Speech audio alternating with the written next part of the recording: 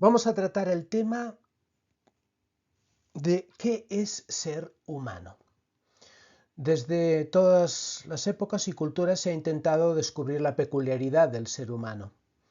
Ya con los griegos, con Aristóteles, se define al ser humano como un animal racional, aunque en los últimos tiempos se ha ido descubriendo que la racionalidad humana no es tal, sino que está imbricada, está mezclada con muchos otros elementos emocionales, inconscientes, etcétera, que le van influyendo. También a lo largo de las distintas épocas y culturas se ha caracterizado al ser humano por un lenguaje simbólico, por un lenguaje abstracto, aunque esto se ha encontrado también en algunos animales de algún modo. También por el uso de herramientas, el uso de materiales e instrumentos, aunque también algunos animales usan instrumentos. En fin, vamos a intentar profundizar en lo peculiar del ser humano, o sea, qué es lo que nos hace ser quienes somos. Y vamos a tomar dos caminos. Un primer camino va a ser el descubrir, el profundizar qué es en el proceso de evolución desde las especies animales, qué es lo que ha caracterizado al ser humano y qué es lo propio de, de este estilo de vida humana. Y en un segundo apartado, en un segundo aspecto, vamos a profundizar no desde el punto de vista de la especie en general, sino desde el punto de vista individual, en el proceso de individuación, en el proceso de generación de un ser vivo, cuál es la experiencia de personalización humana, por qué se caracteriza, y en eso encontraríamos los elementos distintivos del ser humano. Partimos, por tanto, de que el ser humano es un fruto de la evolución. Ya la naturaleza, desde la creación, con la energía, con la materia, se fue desarrollando, se fue extendiendo a lo largo del universo y en la Tierra encontró unas condiciones adecuadas para la vida orgánica. Y entonces fueron apareciendo diversas especies, fueron evolucionando, fueron relacionándose, digamos, con el medio y hasta que al final llega el género del Homo en el proceso de la evolución. En este proceso encontramos el género animal Homo, que aparece hace 2 millones de años con 4 grandes ramas, el Homo habilis, el Homo erectus, el Homo neanderthalis y el Homo sapiens. De estas 4 especies, solamente la última ha perdurado hasta nuestro tiempo. El Homo sapiens apareció hace 150.000 años y todos los humanos actuales son representantes de este género, de esta especie. Por tanto, aparecieron unos género Homo que eran bípedos, que iban perdiendo el vello corporal. El hecho de ser bípedos les llevó a mantener una posición erguida y esto significó unos cambios significativos en la pelvis. Era necesario que el cuerpo humano fuese sostenido solamente por la parte inferior. Entonces la pelvis se ensancha, las rodillas se desplazan, los dedos pulgares de los pies cambian de posición para que el hombre pueda caminar. Las rodillas se juntan y ya no es necesario que los brazos soporten el peso del dinamismo humano, del movimiento humano, y el hombre tampoco necesita los brazos para poder subir por los árboles, sino que ya ha cambiado su función de movimiento. Esto supone que la pelvis va cambiando, va transformándose, hay una comprensión por la marcha bípeda vertical y esto tiene una consecuencia al comprimir el orificio de la pelvis. Esto lleva a que se consiguen o se obtienen unas ventajas, evidentemente dinámicas para el caminar, pero se obtienen unas dificultades para el parto. El niño, al tener que pasar por el orificio de la pelvis, teniendo en cuenta que además el ser humano tiene un cerebro más desarrollado que los animales, eso lleva a una diferente formación de la pelvis que queda un poco empequeñecida y con lo cual la pelvis impide el crecimiento, el desarrollo del cerebro normal del niño. Por lo tanto, el niño tiene que crecer antes de tiempo para culminar su desarrollo fuera del vientre materno en una relación con las personas de su entorno. El cerebro del ser humano ha crecido más que el de los primates y no cabe por el orificio paterno, no, por el orificio del púbico, y por ello tiene que nacer antes, y los seres humanos nacen constitutivamente inacabados para que la última etapa de su proceso de formación se desarrolle en un contexto social, en relación con otros seres humanos que cuidan de él. El ser humano nace absolutamente indefenso y es imprescindible la socialización, que otros seres humanos se ocupen de él, que lo alimenten, que le cubran sus necesidades, que atiendan a los peligros que le pueden suceder, al frío, al alimento, a la sed, al agua que necesita y también la protección. Por otro lado, el cerebro humano se ha desarrollado más que los simios. La cabeza humana tiene más cerebro que los monos. Esto en sí no es que sea un motivo definitivo para una mayor inteligencia, ya que, por ejemplo, las ballenas o los elefantes tienen un cerebro más grande que los seres humanos y eso no significa que tengan mayor inteligencia. O sea, no se trata solamente de un mayor cerebro, que también, sino que sobre todo es el funcionamiento de ese cerebro es especial, es más rico y da unas posibilidades que otros animales no tienen. El cerebro tiene mayor capacidad, ofrece una mayor capacidad para el pensamiento complejo y para la abstracción, para formar símbolos. Podemos decir que los animales sí que tienen un cerebro que va trabajando con las sensaciones perceptivas individuales. Pero en el ser humano, por su mayor capacidad de procesamiento cerebral, hay otro paso que es la abstracción, o sea, de los elementos individuales sabe extraer leyes, sabe extraer normas, sabe extraer patrones que después generaliza y que le llevan a un pensamiento abstracto o simbólico que puede aplicar incluso a otro tipo de elementos que no aparecen en la realidad. Los puede aplicar, los puede imaginar, puede planificar el futuro, etc. La columna vertebral en los grandes simios es muy curvada y en cambio se va enderezando en los seres humanos, adquiriendo una forma DS y incorporándose a la cabeza no por detrás como en los simios, sino por debajo.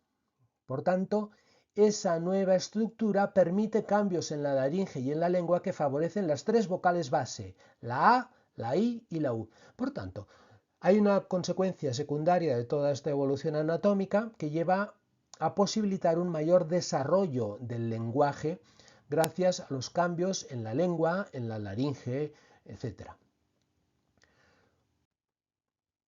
Junto a esto hay otros cambios anatómicos. Vamos a hablar de las manos. Las manos, los brazos y las manos ya no tienen que ser usados para bajar de los árboles ni para caminar por la tierra con cuatro extremidades, sino que al alzarse se hacen más finas, más sensibles y tienen un pulgar en forma de pinza que va a permitir un mejor uso de los instrumentos, una mayor especialización, y esto va a promover la tecnología. El dedo pulgar facilita el poder coger objetos de una manera más precisa y delicada, una mayor sensibilidad manual, una precisión con los objetos, y esto va a favorecer, por ejemplo, el tema de la escritura. La escritura va ligada con el tema del lenguaje. El lenguaje facilita la comunicación de los conocimientos entre los diversos individuos que se relacionan entre ellos.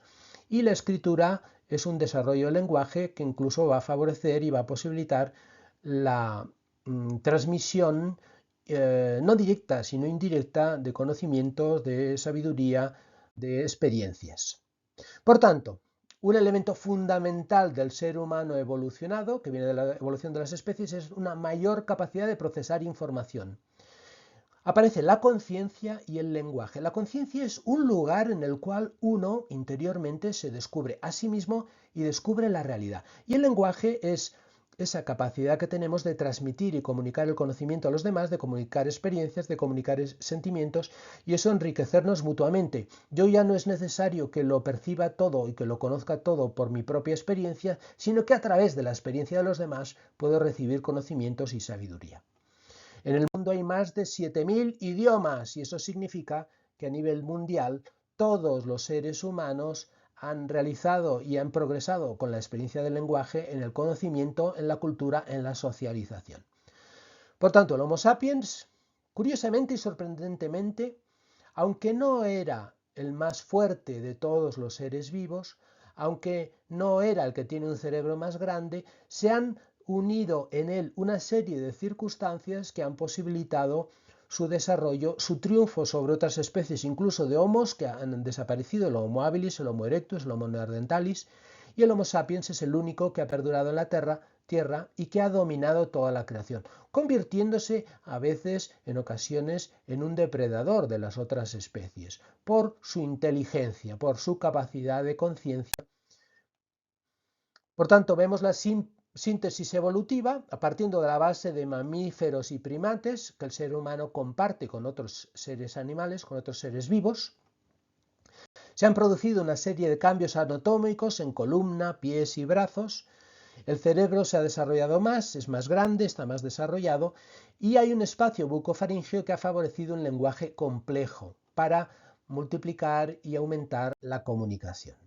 Pero el cambio fundamental ha sido el cerebro más desarrollado con una conciencia personal de uno mismo y de los demás.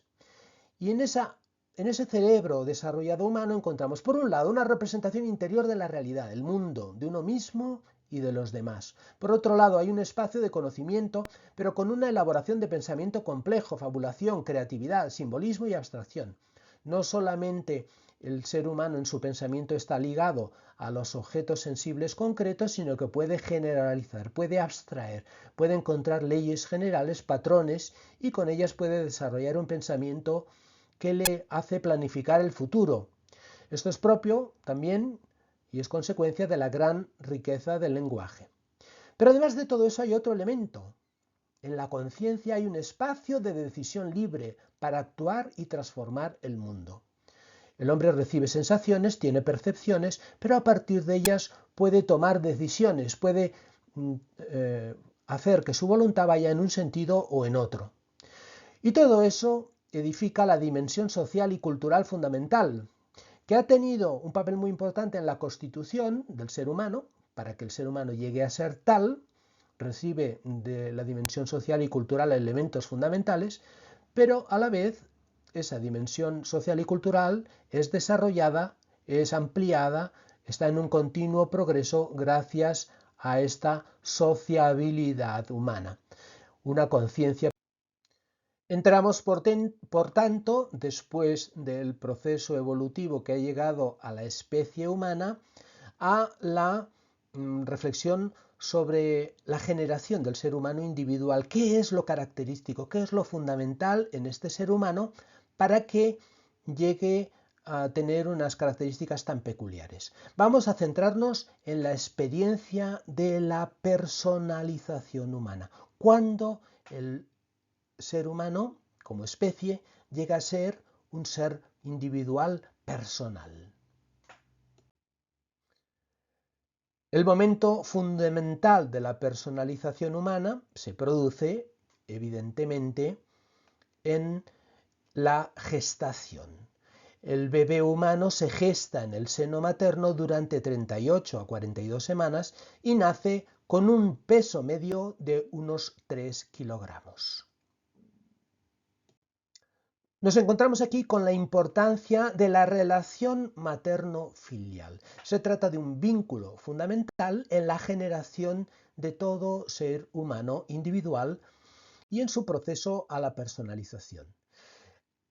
El feto, toda parte de la unión del espermatozoide y el óvulo, se va generando una diferenciación celular en un proceso prodigioso en el cual se va a llegar al final del proceso a una persona humana. Es un proceso lento en el cual nos encontramos fases y etapas que son claves, fundamentales. En la sexta semana se escucha ya el latido de un corazón independiente, el del bebé. En la 10ª semana el niño siente y reacciona al tacto. Aún no tiene dolor, porque el dolor solamente se incorpora a partir de la 20-24 semana. Empieza a percibir el dolor porque se han realizado ya las conexiones con el tálamo.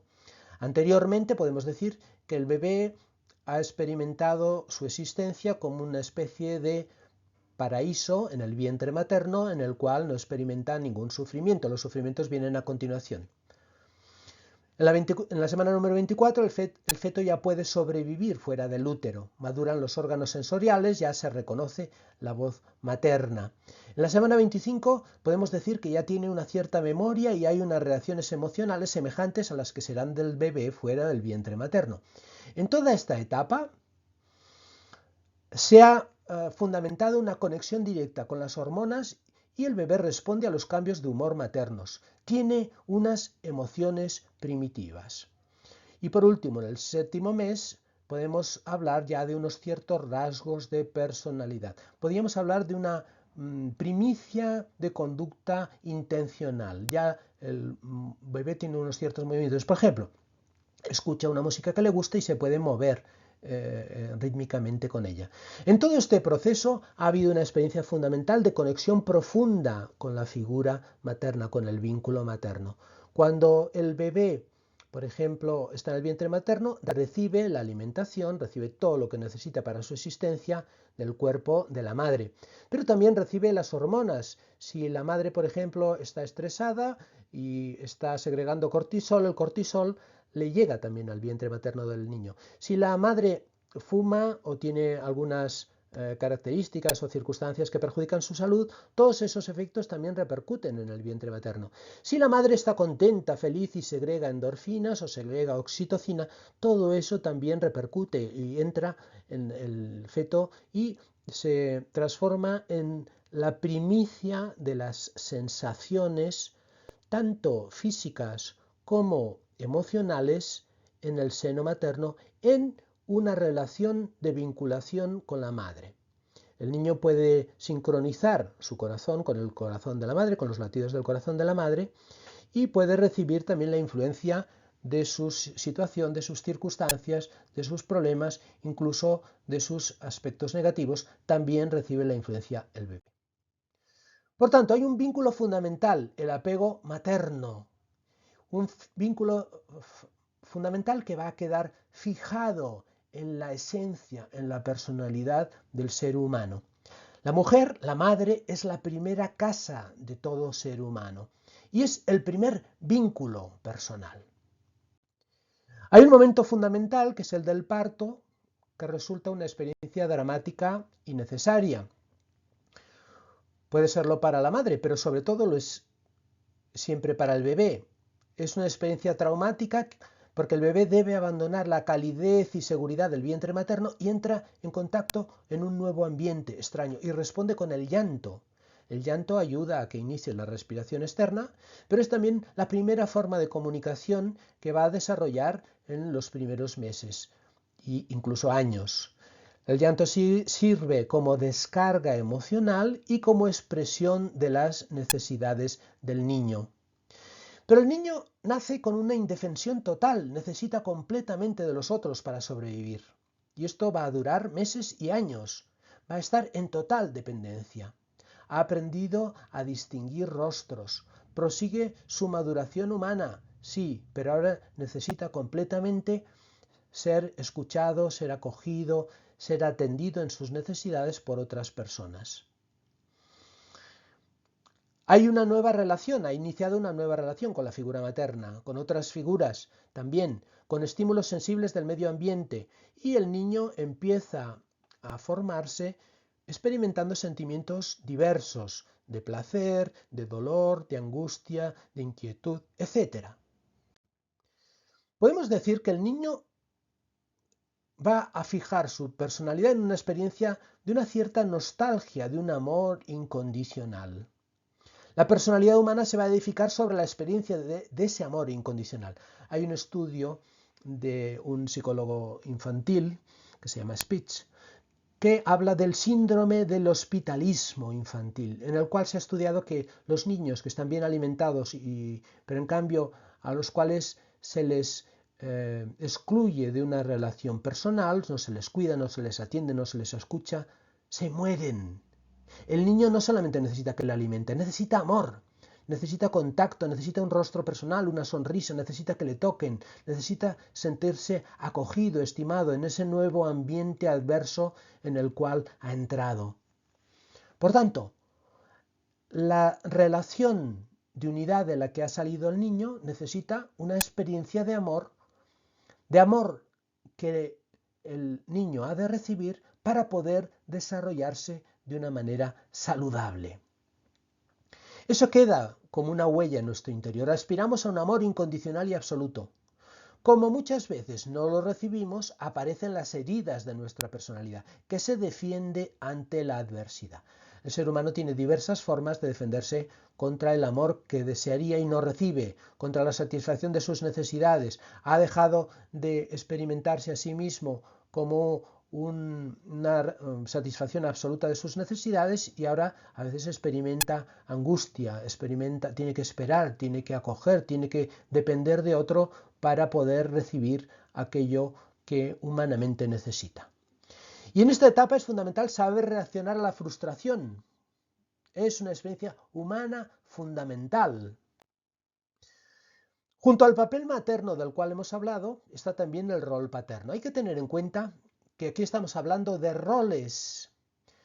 La madre tiene un papel biológico fundamental, insustituible, pero sin embargo la madre puede morir en el parto. Y en cambio se mantienen el rol materno y el rol paterno se mantienen como dos elementos fundamentales para la maduración del niño que el niño tiene que recibir. También el rol materno lo puede ofrecer una abuela, lo puede ofrecer un tío. También el rol paterno lo puede hacer una hermana, lo puede hacer una tía. Se trata de roles, dos papeles fundamentales y complementarios que son necesarios para la maduración del niño.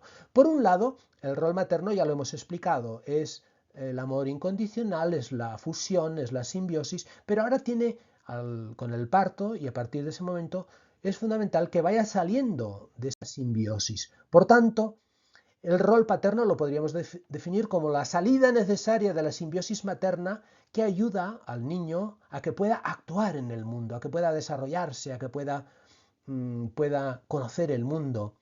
El rol paterno es el niño que llega a casa, coge al niño, lo saca de las faldas de su mamá y lo lleva al parque para que tome el sol, para que respire el aire, para que conozca a otros niños, para que pueda descubrir lo que es el mundo, siempre en un amor de afecto, pero un amor distinto, no es un amor simbiótico, sino es un amor que conduce a un camino de libertad, de experiencias.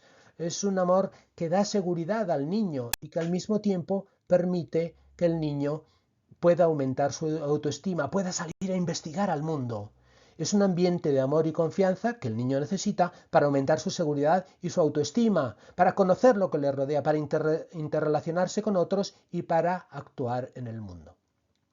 Por tanto, los dos roles, el materno y el paterno, que también lo pueden, una vez el niño va creciendo, lo pueden desarrollar indistintamente, padre y madre u otras figuras, son absolutamente necesarios para que el niño pueda crecer con autoestima y pueda ir conociendo el mundo, pueda entrar en la etapa de los juegos y en esa etapa vaya madurando. Por tanto, tenemos las etapas de la maduración de la personalización humana, que las hemos explicado y que las vamos a ampliar con dos más. La relación fusional madre-hijo, fundamental, es esa etapa de unidad básica fundamental de vínculo materno de la cual todos provenimos. La apertura a la realidad guiada por el rol paterno, que es otro elemento, otra etapa fundamental, y después se pasa a dos tipos de relaciones. Cuando uno ya ha aprendido a distinguirse uno mismo y a distinguir que hay cosas, empieza a fomentar las relaciones de objeto, una dimensión instrumental. El hombre, el niño, empieza a conocer las cosas y aprende a utilizarlas. Es la etapa del juego en la cual se va desarrollando su propio conocimiento y sus propias va experimentando sus propias capacidades y va descubriendo la realidad que le rodea. Pero descubre también, junto a los objetos hay otra cosa que son los sujetos. Hay otros seres que son semejantes a uno mismo. Por tanto, frente a las relaciones de objeto, también están las relaciones de sujeto, la dimensión personal, la dimensión propiamente humana, personalista, en la cual también uno aprende que no debe tratar a las personas como objetos, que no las debe utilizar instrumentalmente, sino que son personas que merecen un respeto y una relación de tú a tú. En este camino nos hemos encontrado con las experiencias que se van descubriendo en la conciencia personal. Y hay que distinguir dos cosas distintas. La conciencia de uno mismo, que eso aparece en el niño entre los años 1 y 2, aproximadamente cuando el niño tiene año y medio, pues entonces llega un momento que se puede verificar con el test del espejo, en el cual el niño aprende a descubrir que lo que ve en el espejo no es una cosa más de la realidad, sino que es el mismo. O sea, empieza a tener conciencia de uno mismo. Pero esa conciencia de uno mismo es una primera etapa, porque luego hay una segunda etapa fundamental que es el conocimiento de la conciencia del otro. Eso se puede verificar también con otro test que en psicología se llama el test de Anne y Sally. No tenemos tiempo de explicarlo, pero bueno, en esencia esto el niño puede reconocer, puede pasar este test a partir de los 3 o a 5 años y es descubrir que la conciencia, en un primer momento el niño piensa que lo que él ve en su propia conciencia, su conocimiento, es lo que ve todo el mundo. Pero llega un momento en el que aprende a distinguir que lo que uno ve en su propia conciencia es distinto de lo que puede ver el otro. O sea, descubre la conciencia del otro. En cierto sentido, puede experimentar, puede descubrir la subjetividad. Y eso se produce entre los 3 y los 5 años. Y eso son también experiencias específicamente y profundamente humanas. Así como la conciencia de uno mismo, también algunos animales la pueden descubrir, como por ejemplo los primates superiores se ven en un espejo y pueden reconocer que lo que hay en el espejo son ellos mismos. Y eso también incluso algunos animales marinos, como ballenas o delfines, o algunos pájaros también pueden pasar el primer test. En cambio, no hay constancia de que el segundo test de la conciencia del otro lo pasen los animales, solamente lo pasan los seres humanos y ya cuando han alcanzado un cierto grado de madurez, un cierto grado de evolución. Si no, sería imposible. Por tanto, un elemento fundamental en el progreso y maduración del ser humano, de su cerebro y de su existencia, es el paso a la individualidad. El paso ha sido una salida de la dependencia con la madre, un descubrimiento del mundo y un descubrimiento de los demás. Es un paso lento, progresivo, con asimilación de sensaciones, de percepciones, con conciencia de sí, conciencia del otro, emociones y sentimientos. Y eso se ha iniciado ya en el feto, pero se desarrolla y se profundiza después del parto. La característica fundamental que el ser humano descubre es la vulnerabilidad. Ha salido de la imaginaria, por decir, poder absoluto del ser humano que experimenta en la simbiosis con la madre, donde todos sus deseos y necesidades son inmediatamente satisfechos en esa unidad original. Entonces descubre su vulnerabilidad, descubre su propia condición personal, individual, pero también con una serie de experiencias que le hacen experimentar que él no siempre sus deseos son satisfechos. En un momento llora el niño y viene la madre, experimenta el rostro sonriente y la satisfacción de sus necesidades. Pero en otros momentos llora y la madre no viene. ¿Por qué? Pues porque está atendiendo al teléfono, porque está haciendo la comida, porque está trabajando, o porque la persona que estaba al cuidado del niño está ocupada o distraída. Todas esas circunstancias también suscitan experiencias nuevas en el niño, de confianza, de desconfianza, de amor, de desamor, de placer, de displacer, de dolor. Todas esas experiencias humanas son fundamentales. La realización del ser humano no se consigue con la absoluta y plena realización de todos sus deseos en todo momento, como si los deseos subjetivos fuesen deseos divinos, totales, absolutos. No, el camino humano se realiza cuando uno va descubriendo va aprendiendo a tratar la frustración, a solucionar sus problemas.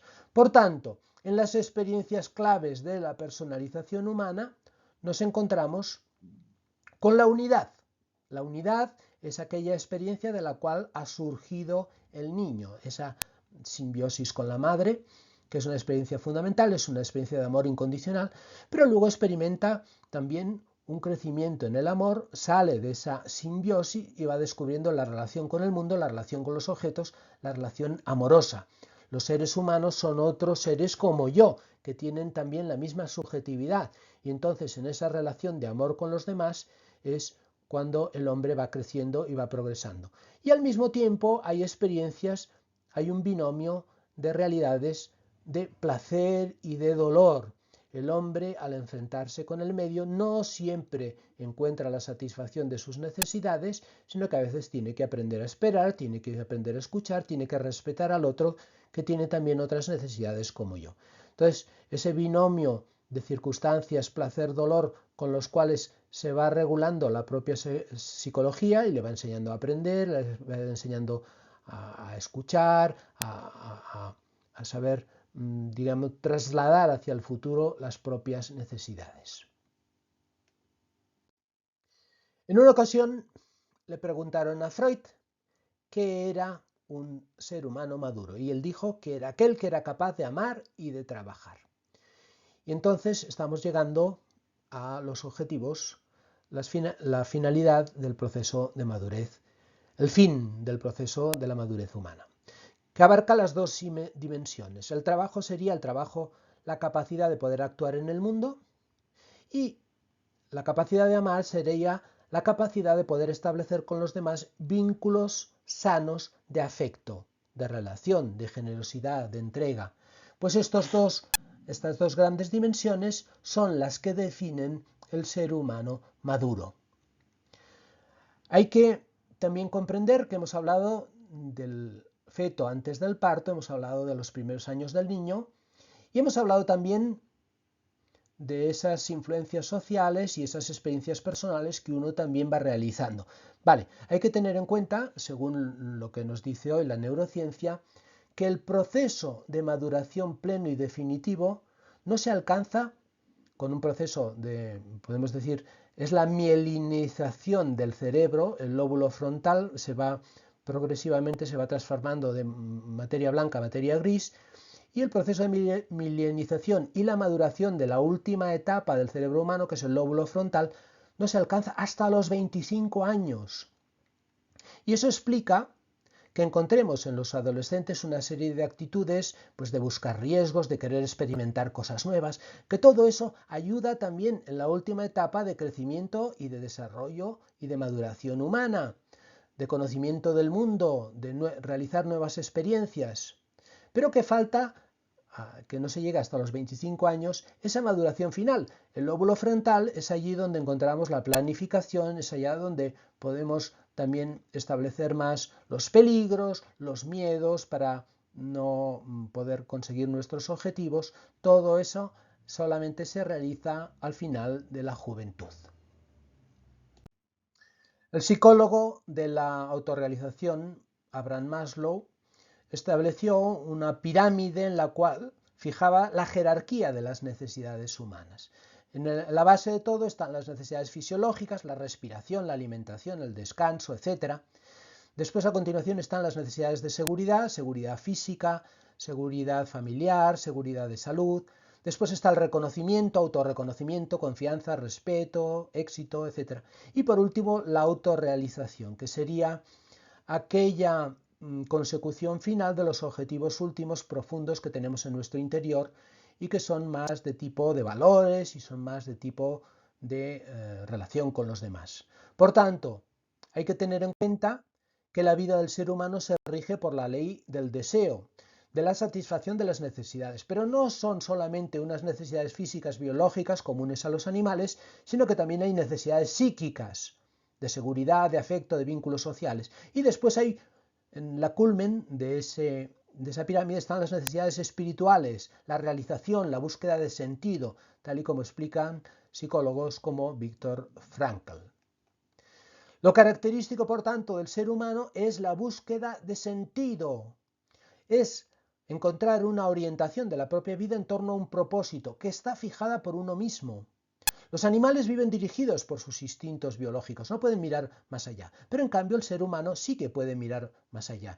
Y en la pirámide de las necesidades podría poner las necesidades espirituales por encima de las necesidades físicas y biológicas. Por ejemplo, una persona que da la vida por otros, que se entrega por otros sacrificándose él mismo y, en cierto sentido, poniendo en primer lugar una necesidad espiritual o un vínculo con otra persona por encima de las necesidades de supervivencia propias de la condición animal que todos tenemos. Esa búsqueda de sentido es característica de la personalidad humana. Por tanto, la personalidad humana, ¿cuál sería la clave de la personalidad humana? Bueno, pues la clave de la personalidad humana sería la conjunción de todos aquellos elementos que el individuo encuentra para defenderse de la amenaza de la realidad. Y eso el ser humano lo puede realizar de múltiples maneras y por eso hay muchos tipos de personalidad humana. La personalidad humana es el escudo protector que genera cada individuo recogiendo elementos a su alcance, genéticos, influencia social, respuestas personales, para defenderse ante una realidad externa que inquieta su vulnerabilidad. Siempre está en el fondo el horizonte de la realización de sus deseos. Pero la personalidad humana es la respuesta a la herida interna provocada por la salida del paraíso del vientre materno, donde no había inquietudes ni peligros. A menudo muestra la huella de una carencia de amor. Desearíamos un amor incondicional, absoluto, pero como no lo encontramos, estamos heridos por muchas circunstancias de la vida que no llenan nuestras expectativas y de las cuales nos obligan a defendernos. Normalmente lo que entendemos por personalidad se identifica con el ego, pero en ese ego hay muchas heridas. Algunos autores psicoanalistas hablan también de otros elementos, aparte del ego, el ello, el superyo, dice Freud, que influyen de manera inconsciente en la personalidad. En la personalidad siempre hay una lucha dramática que modela la expresividad individual. Y por eso nos encontramos muchas tipologías de la personalidad. Hay muchas personalidades individuales. Alguna persona ha dicho que hay tantas tipologías, hay tantos tipos de personalidad como individuos. Pero bueno, podemos establecer como una especie de clasificaciones diversos. No tenemos tiempo a entrar en ellos. Está la clasificación de Jung, está la tipología de Myers-Briggs, que es muy famosa, que sirve para hacer test. La tipología de Big Fry, que es muy conocida actualmente. La tipología del eneagrama. En la tipología de Jung, por ejemplo, la primera hay 4 grandes funciones de la psique humana, que son la sensación, el pensamiento, la intuición y el sentimiento. Y en función y en relación con esas 4 grandes funciones, hay como una tendencia hacia lo interno o hacia lo externo, o sea, la introversión o la extroversión. Relacionando las 4 funciones con esta tendencia primaria, dan lugar a 8 tipologías humanas. Nosotros siguiendo en cierto sentido a Jung, pero vamos a centrarnos más en la tipología del eneagrama, que en cierto sentido coge aquellas 4 funciones de la psique humana y las une. El pensamiento y la intuición la vincula a la dimensión racional. Y entonces podemos hablar de 3 cerebros o 3 dimensiones de lo humano. Lo somático serían las sensaciones que recibimos externas e internas. Lo emocional y lo racional serían 3 dimensiones fundamentales de lo humano. Lo somático sería el cerebro reptiliano. El cerebro reptiliano sería aquel que se centra en todas aquellas funciones inconscientes, la respiración, la digestión y muchas otras funciones que hacemos sin darnos cuenta, de manera automática. El cerebro emocional está más en relación con el eco que provocan en nosotros las sensaciones y se vincula de manera particular a las relaciones con otros seres vivos, con otros seres personales, con otras personas. Es el cerebro emocional. Y por último el cerebro racional, que sería el más evolucionado, el más, digamos, dedicado a planificar, a relacionar las cosas, a hacer planes, a hacer abstracción. Todo responde, todo se encuentra en el mismo cerebro. Hay una parte que es el centro R, la parte instintiva, el tronco del encéfalo y el cerebelo. Hay otra parte que es el sistema límbico, las emociones, los sentimientos, incluye la amígdala, el hipotálamo y el hipocampo, partes centrales del cerebro. Y después toda la corteza cerebral, el neocortes, que corresponde más a la parte central. Aunque en esta corteza cerebral, que es el cerebro de los mamíferos, que está desarrollado hasta el Homo sapiens de una manera muy profunda y con el lóbulo frontal, que es lo propio y característico del ser humano, en ese neocortes y en esa capacidad de pensamiento se conjugan también todos los elementos que aparecen en los dos anteriores. Pero podemos establecer como tres grandes núcleos energéticos en el ser humano: el instinto, el sentimiento y el pensamiento. En relación con ello están los tipos de personalidad que detecta el eneagrama. Hay unos tres primeros tipos de personalidad que aparecen en la parte alta de este esquema, que son la tríada del instinto. No tenemos tiempo de entrar en detalle en este grupo, en estas caracterizaciones. Después habría una tríada del sentimiento, 2, 3, 4, y una otra tríada del sentimiento, el 5, 6 y 7. Y esto define a tres grandes líneas caracterizadoras de la personalidad humana. Según lo que predomine sea la energía del instinto, aquellas personas que son echadas para adelante, aquellas personas que son activas, que son dinámicas, que son, digamos, pasionales, en fin. Bueno, pasionales no, serían instintivas. Después están las personas más sentimentales, más emocionales, que se dejan llevar más por los sentimientos, y las personas más racionales, más previsoras, más organizadoras, más... Bueno, sería como tres grandes líneas para la caracterización humana. Todo ello nos viene a definir la plasticidad del cerebro. Hay un patrón fijo de la personalidad que nos viene dado a través de la personalidad del niño, de las primeras reacciones, de las primeras experiencias humanas. Se fija un patrón fijo de la personalidad que no va a cambiar a lo largo de la vida, que lo vamos a tener siempre ahí marcado. Pero sin embargo, que tampoco nos debe condicionar o esclavizar totalmente, sino que hay posibilidades de crecimiento humano, de autorrealización y también de alienación. O sea, esa personalidad inicial se puede deformar, se puede manipular, puede degenerar, o al contrario, se puede ampliar, puede, a través de las experiencias y de la libertad humana, puede desarrollarse, puede encontrar otros caminos, puede realizarse más profundamente. Y todo eso gracias a la autoconciencia, que es un espacio de libertad humana sobre el cual podemos trabajar sobre nuestro ser. Tenemos unos condicionamientos genéticos, ambientales, familiares y sociales, tenemos unas aptitudes y gestos personales que han ido condicionando nuestra personalidad hasta el día de hoy, pero que también pueden continuar renovando y transformando nuestra personalidad. Depende de nosotros que con nuestras acciones podamos mejorar. Ciertamente hay peligros y deformaciones. Los traumas y las enfermedades mentales nos pueden llevar a problemas de percepción sobre uno mismo, del mundo y de los demás, que tengamos una percepción que no responde a la realidad, sino que viene de los traumas individuales que tenemos. Esto nos puede llevar a problemas de relación interpersonal, dificultades para crear vínculos personales, pues porque no hemos salido de la dependencia materna con nuestra madre, no hemos evolucionado, hemos experimentado el mundo como algo adverso, peligroso. Entonces eso nos marca la personalidad y nos puede impedir un crecimiento y una autorrealización. Personalidades egocéntricas, narcisistas, etcétera, que están marcadas por las heridas recibidas en la infancia y que pueden degenerar. Pero sin embargo también hay un gran espacio de libertad personal. Autoconciencia, autodeterminación, acción libre. Con nuevas acciones podemos crear nuevos hábitos y esas conductas repetidas que se incorporan a la personalidad. Podemos incluso sanar las heridas que tenemos en nuestra infancia, los traumas personales, si es que somos capaces de generar nuevas acciones, de crear nuevos hábitos y que estos se incorporen a nuestra personalidad. Y estas irán modelando también nuestro conocimiento, herido o no, de las épocas pasadas, nuestra visión de la realidad y nuestra propia percepción de nosotros mismos, del mundo y de los demás. El ser humano, por tanto, no está esclavizado por sus condicionamientos, sino que puede liberarse de ellos y edificarse a sí mismo, empezando por el cerebro y en unidad con el cuerpo humano.